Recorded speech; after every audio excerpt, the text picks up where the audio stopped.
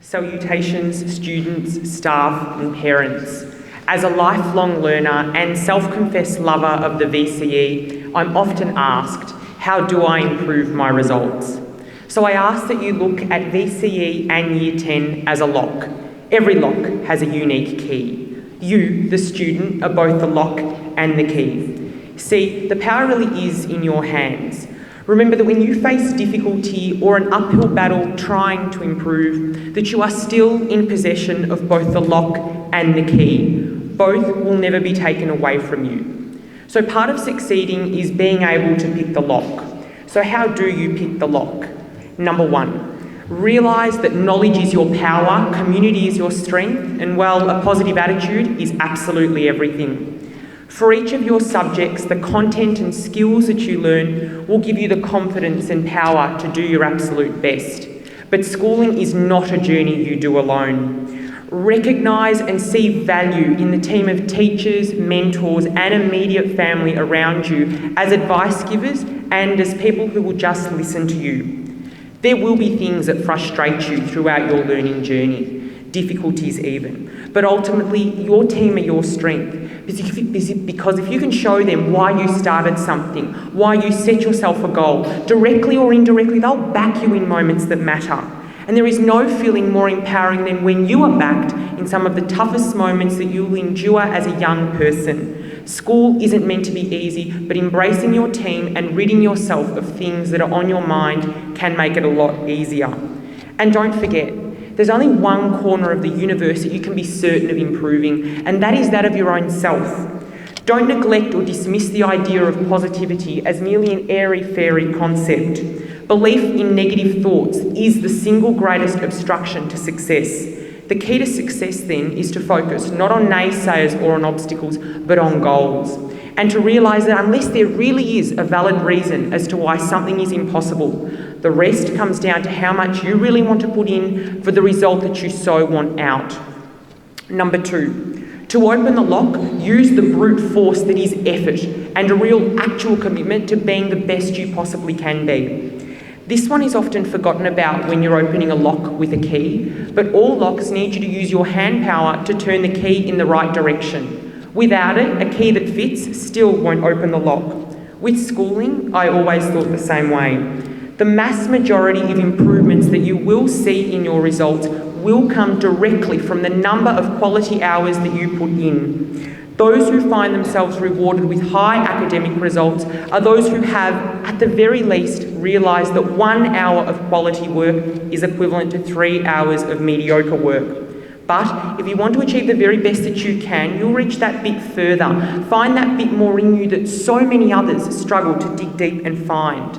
And so you will put in many hours, quality hours, and you'll start to see that your biggest struggle to find motivation to put in quality hours soon becomes your biggest strength in the game that is school, where endurance can make you a winner. Number three, by opening your mind, listening, and then acting. You are privileged in that you attend a school where feedback is regular, detailed, and consistent. So your first piece of feedback should never come from an assessment task or SAC. As you progress from Year 10 to Year 12, you should seek to empower yourself with 4 pieces of feedback, which can be brief or detailed, written or spoken. But don't just read or nod along with the feedback like so many do. Actually act on it by rewriting and fixing your answer, and then rereading it again to realise just how much better your work is now, having improved it with the feedback. You'll see a difference in the quality of your work and in your results.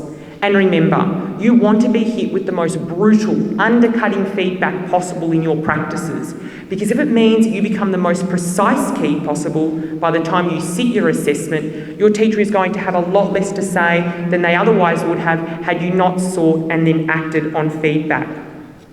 You need feedback to learn. You need it to be confident that you can do well, and most importantly, you need it to do well. I certainly did. Use gut-wrenching feedback as a catalyst to propel you forward to excellence. And number 4, recognise just how much control you really have over your own life. Control what you can. Success is not just found in hard work, but in a commitment to excellence that's often evident across a number of areas of a person's life. For me to be my best academically, I need to be my best personally. For me, this was realising that things, as simple as they may be, like sleep, will and do make a difference. From my experience, a well-rested body is a sharp mind, one that can help you eat well too. And please, for the sake of your mind, eliminate time with people who impart their own anxieties stemming from a lack of preparation for their own work. Instead, surround yourself with people much better than yourself. You'll soon see how quickly you become and project the qualities of the people that you surround yourself with. And remember that if someone asks you why you're doing what you're doing, realising that working hard can make you an exception that others are uncomfortable with, realise that one day many will ask you how you did it. Realise too that you are the sculptor of your own reality. Use every action to shape the mould that is the key that you will use to unlock the reality that you are seeking. Make your schooling your masterpiece and imagine no limitations on what you can be, do or have. Ultimately though, the key to the elevator of success is non-existent. You'll have to use your key to open the door to the stairs, and you'll need to climb and open every single step. But don't wish it were easier, wish and work to be better, because you are better today than you were yesterday, and you will be better tomorrow than you were today. Thank you.